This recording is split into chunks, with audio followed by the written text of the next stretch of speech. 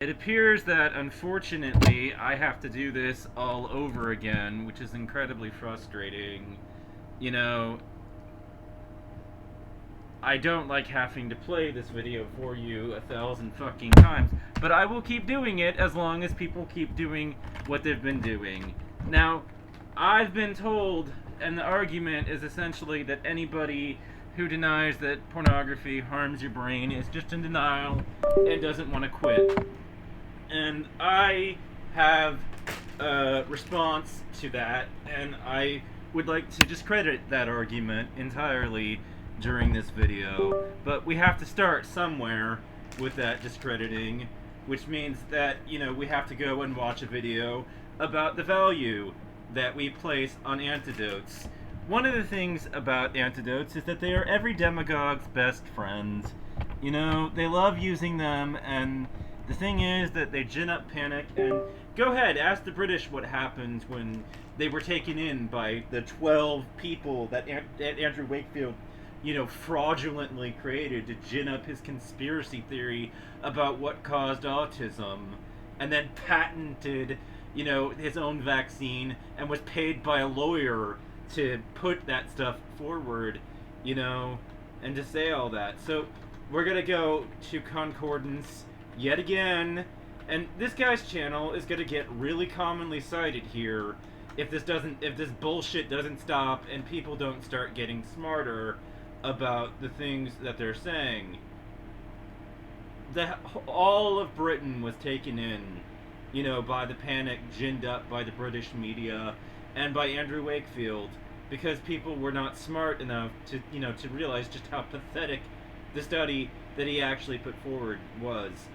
A case study is not strong enough to point to anything but the potential need for, case studies can never add up to anything more than the need to point in the direction of a need for larger population studies, and what is so incredibly spellbindingly frustrating is just how slow the public has been to learn about this sort of thing. Now, I'm trying to rewind to find it on my own page, but yeah, no, unfortunately, I'm just gonna have to use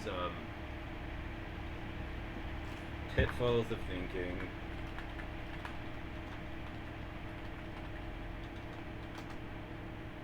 Oh, Jesus. Again. Imagine a hypothetical friend of mine. We'll call him Bob. Suppose Bob goes tomorrow and buys a scratch-off lottery ticket. He wins $100 on a $1 ticket. Bob goes back the next day, and again he wins $100. The action and the result is the same on the third day. In that moment, Bob decides that he is going to quit his job, sell his house, and become a professional scratch-off lottery player. Based on his experience, he should be able to make thousands of dollars a day. How do you think this will play out for Bob? Will he be able to buy a mansion and a yacht with all his winnings by the end of the first year? Probably not. But how can you be so confident that his plan is foolish? What knowledge prevents us from making the same conclusion that Bob does? If we calculated the chance of Bob winning 3 scratch-offs in a row, we would find it to be quite low. But it did indeed happen for him. From his perspective, the historical chances of winning the first 3 games was 1 in 1. If he then extrapolates that probability to all future chances of winning, he makes the wrong decision to become a professional lottery player. In the trivial sense, Bob has committed the fallacy of the hasty generalization, also called the fallacy of insufficient statistics. Bob's taken too small a sample. I just want to pause and say that these are interchangeable terms. They both mean the same thing. And generalized it prematurely. Over time, he's most likely going to spend his last dollar trying to replicate this unlikely outcome. In fact, all gambling is based on our inability to comprehend statistics and sample size. Over the very long term, the house always wins, which is why casino owners tend to be very wealthy and powerful. The only legal way to have any positive outcome for the player is to quit after a low probability favorable outcome. But there's a deeper fallacy I want to address here. It's about the value we place on anecdotes. I'll freely confess that I'm quite guilty of this fallacy about some topics, and I see from the comments on some of my other videos that some of you are too. An anecdote is a self-contained story about an event. I'm specifically referring to anecdotes about alternative medicine or paranormal or supernatural phenomenon. For example, the one I heard a lot on my video about chiropractic was, it may not be scientific, but it cured my headaches or back pain, neuralgia, or whatever, when the doctors couldn't. Or the ever-popular anecdote that goes, I knew this woman who used homeopathy, or whatever, and it cured her cancer after the doctors had sent her home to die. Why isn't that a compelling argument for an alternative therapy? For the same reason that Bob is never going to get rich scratching off lottery tickets. The sample size isn't sufficient to generalize from. Yes, one patient may have subjectively responded to a therapy in a positive way, but that doesn't tell us very much about how the next patient will respond. It's only when the sample size becomes significant that we can begin to draw conclusions. That's why science-based medicine, I must tell you that even sample sizes on the order of 100 are not statistically significant. They don't prove anything. values large population studies more than case reports or amazing anecdotes of miraculous cures. So basically having a study in the size of 64 people is nothing more than 64 case reports. We must keep going. And yet, when we view alternative medicine claims, they often rely heavily on anecdotal evidence and studies in very small populations. Case studies are likewise of limited utility. They do give us a starting point for more rigorous investigations, but they don't possess the power to tell us about risks or efficacy. Yes. And If you're in a see, debate, this is right here. It doesn't tell us about risk or efficacy. We don't learn anything about studies on the order of 60, even 64 people, you know? That's nothing.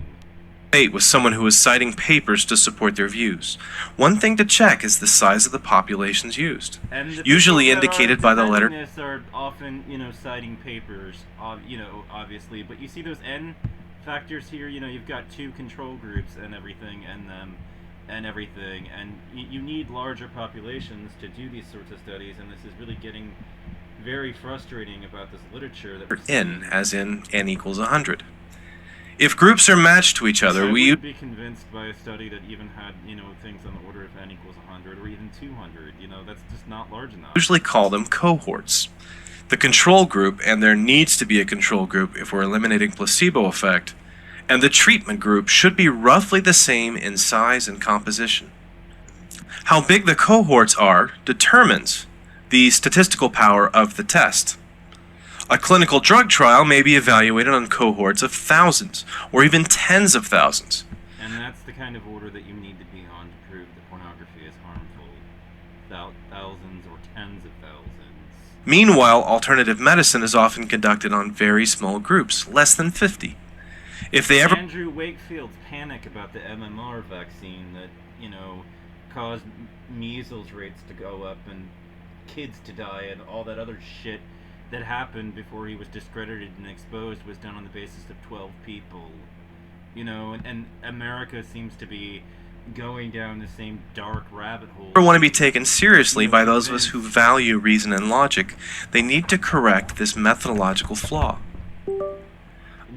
Being convinced by studies that aren't even on the order of 100 people, A homeopath referred me to a systematic review paper to cite its effectiveness, apparently without having really understood the outcome of the study. The homeopath authors concluded that homeopathy could be demonstrated to be effective only in very small populations. For the 8 largest trials, there was no detectable difference between placebo and homeopathy. Completely unrelated to the previous point is another fallacy I want to deal with while I'm on the topic. This is the treatment X isn't possible to evaluate in a clinical study. The argument being made is that a treatment only works for patients who believe in the therapy or who receive proper indoctrination or training. This is a claim I hear a lot for holistic medicine, Reiki, Qi, and other energy healing modalities. They assert that a receptive attitude is necessary for the treatments to be effective. I've even seen outcome studies stratified, that is, separated out by the patient's self-reported faith in the treatment. Of course, we have a name for treatments that rely on the beliefs of the patients to be effective. The term is placebo. This is a big enough topic for its own video. I'll briefly say that I respect the medical value of a placebo. It has a powerful biological effect. However, I don't think it's ethical to give a seriously ill patient a placebo in place of effective therapy. I know I'd rather have a realistic view of the outcome of any treatment I'm receiving, and I'd expect an ethical clinician to use placebo only in cases of self-limiting disorders or where there is no effective treatment. This leads me to my last point. Alternative medicine is often touted by proponents as having fewer side effects than conventional medicine. This is sometimes true. Homeopathy is just water in most cases, so it's not likely to cause allergic reactions or kidney damage. But the point is that it has the same effectiveness as giving sugar pills, but more expensive to the patient. And in some cases, it displaces the more effective evidence-based therapy, which is its own kind of side effect. We don't choose our treatments on their side effects alone. We choose them for their ability to treat the disorder, and we balance that against the possible risks. This is something we do in any human endeavor. It's a logical consequence that anything we choose that has an actual biological effect might have multiple effects, some undesirable. The argument being employed here is called the perfect solution fallacy, a form of the false dilemma. It proposes that we reject workable solutions because they don't completely eliminate the problem, or they have some negative consequence. One favorite statistic is the number of people who die from drug interactions or medical mistakes, as though this validates the non-effective treatment of homeopathy. I've been accused by some of being naive. I find this very amusing, as though my personal evidence-based standard of what therapy I choose is somehow an unreachable goal. I've also been chided for demonstrating the weaknesses of alternative medicine, but not the weaknesses of conventional medicine.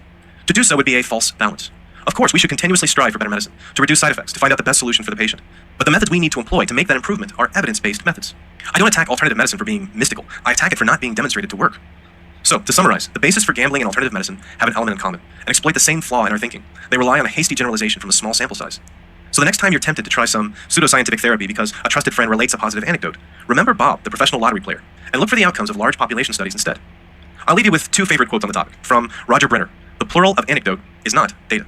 And from that great scientist that kept us laughing, Richard Feynman: "Science is what we have learned about how to keep from fooling ourselves." As always, the best advice comes from a trusted physician. Stay safe and be smart. Thanks for watching.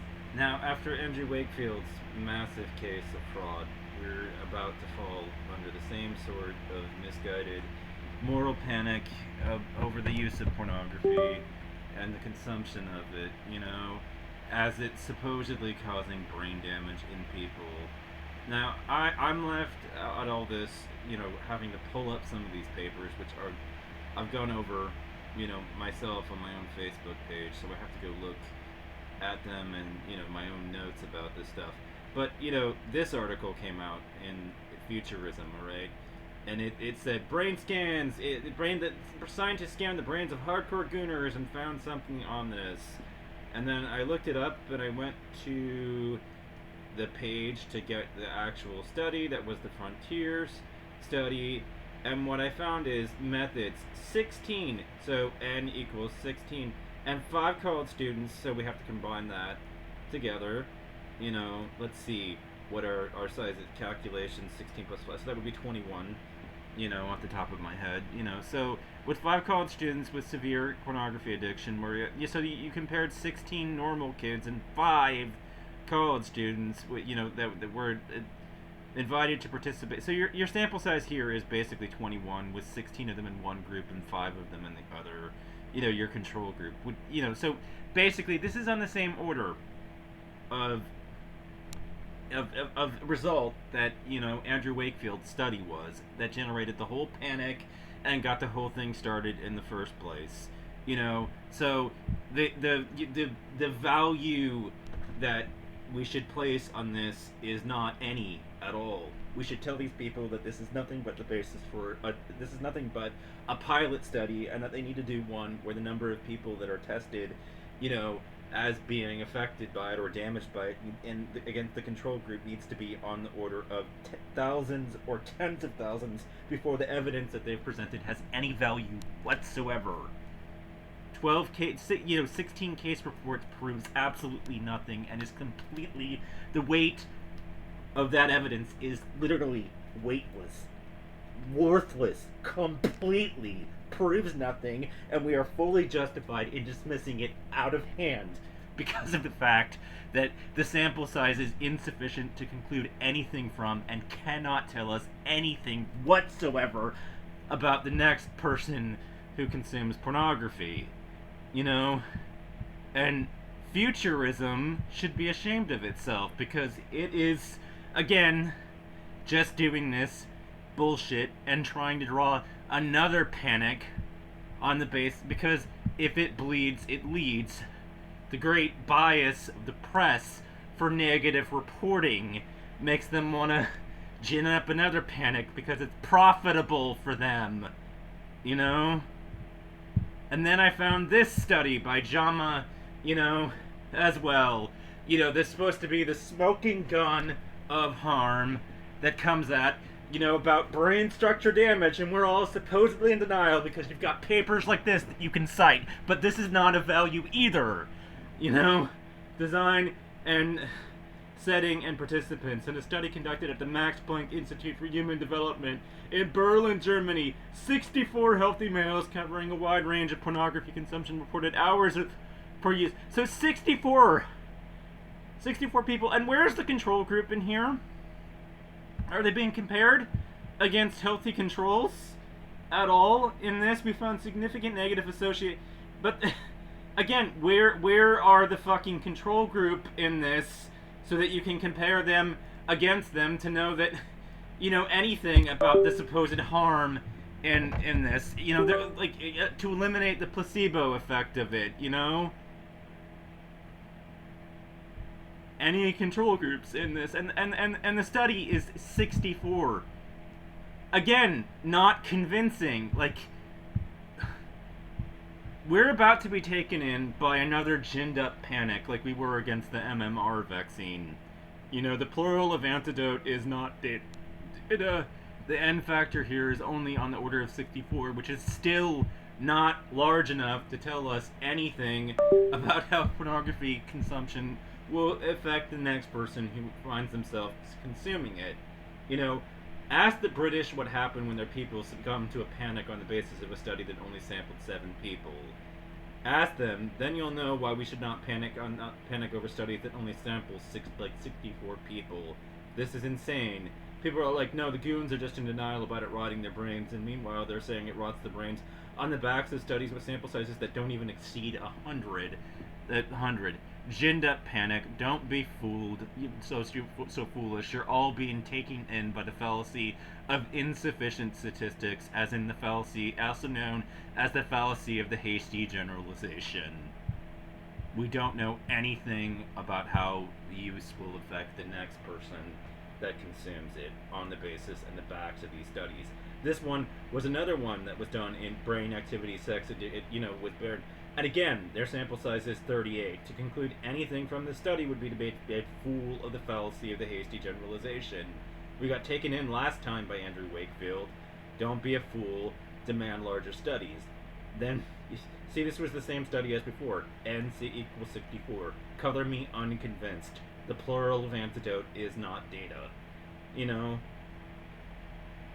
All the studies that I've been able to find, all of them, that allege brain damage on the basis of pornography use are all fatally flawed because they have the same fucking fatal flaw that makes the virtue or the weight of the evidence completely worthless and weightless. It doesn't have any, because they're all subject to the same objection. They're all antidotal.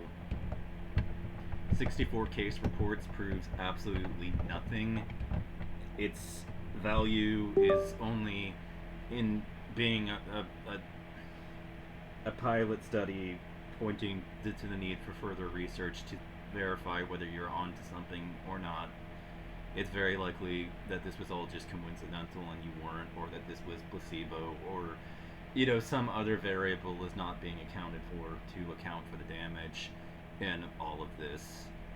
So, I've even witnessed shoe on head go down this, we've got proof it causes, damage, rabbit hole as well here on this platform. So I felt that I needed to say something.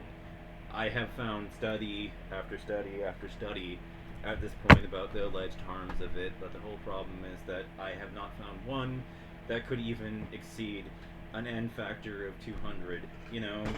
The sample sizes are too small to conclude literally anything from the studies that we have been given so far about brain damage, and the anti-pornography movement is going to need far better and rigorous research if it's going to convince me or any of us that value logic and reason of its utility, of the alleged harm of consumption. You have nothing so far. Get better. Do a larger population study, or I am fully justified in not believing what you are telling me at all, even if you do have peer-reviewed papers on your side.